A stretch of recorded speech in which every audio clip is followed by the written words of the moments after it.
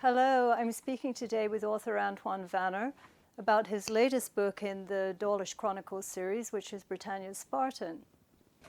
Korea seems like an unusual setting for a British naval vessel to be involved in action.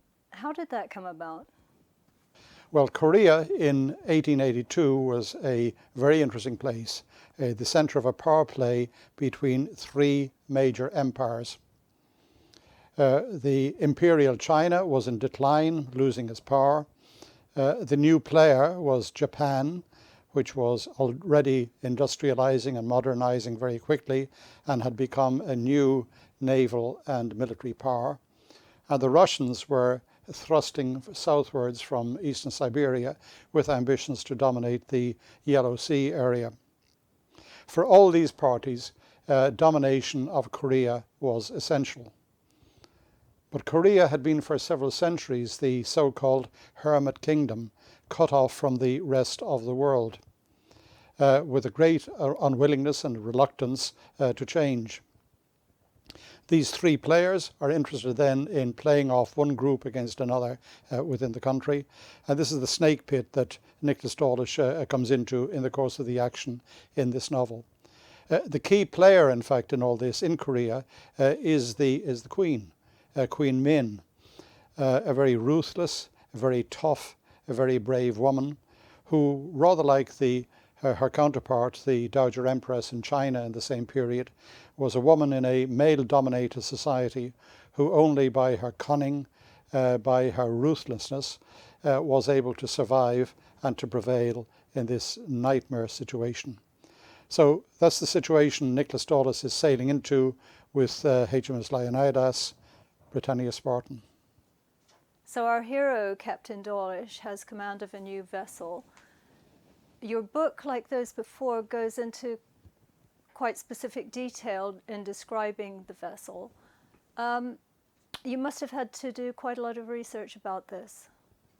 Well, HMS Leonidas, and of course it's called after the Spartan king of 300 fame, Leonidas.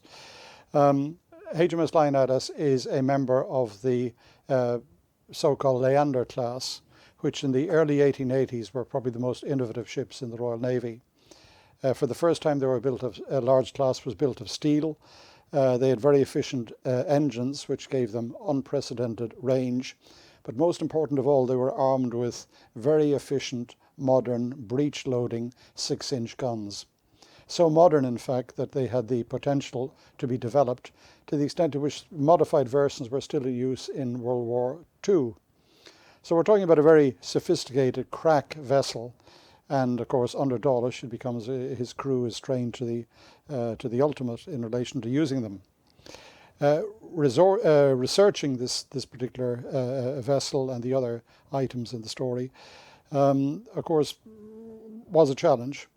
And I was helped in that by having my own rather extensive research library, which goes back over the last 30 years or more. I've also got access to the London Library, which is the largest private library in the world, which has a lot of very, very interesting Victorian material.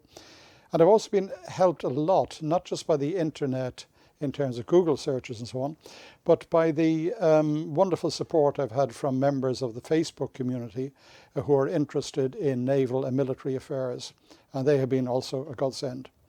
So yes, researching has been a challenge. It's also been a great pleasure. Well, the book certainly introduces an interesting cast of characters. You seem to be as adept at describing the villains as you are in describing the worthy characters.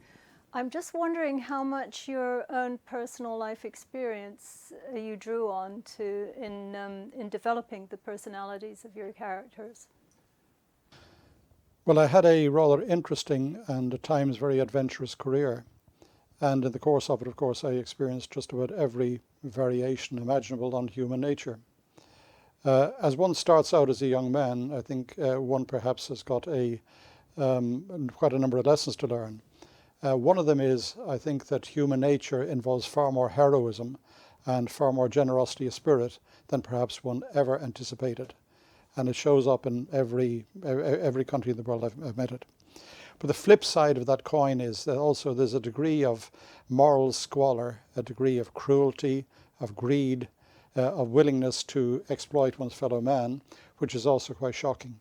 And coming to terms with that can be quite difficult.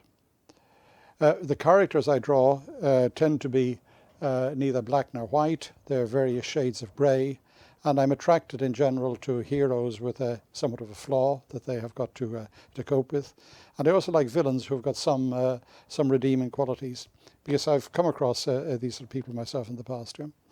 So yes, my writing reflects a lot of my experience. But there is that concern always in the back of my mind as to how low human nature can go. And in that I've always been very, very impressed by the writing of Joseph Conrad, who caught this brilliantly. And I hope that comes across in the current book. I understand you have double cause for celebration, as in addition to the launch of Britannia's Spartan, your first book in the series, Britannia's Wolf, is being released as an Audible production. Well, that's certainly good news, because Britannia's Wolf, which is the first in the Dawlish Chronicles series, kicked off the whole series of adventures, that's being read now for audible.com and audible.co.uk by the distinguished American actor David Dorsch. I've been very lucky to be able to work with him. He's got a distinguished stage career. He's been in movies.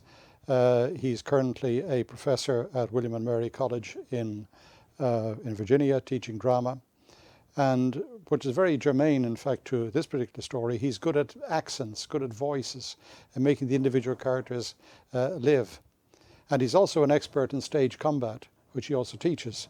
And as he said himself, he's one of those wonderful and unique jobs that he teaches superheroes how to fight for movies. So it's available on Audible. You can download it onto your M3 player or your smartphone or your tablet or whatever. You can download it free, in fact, for in the course of the first month subscription if you're a first-time user of Audible. So yes, good news, and I hope that further books will follow in due course. Thank you.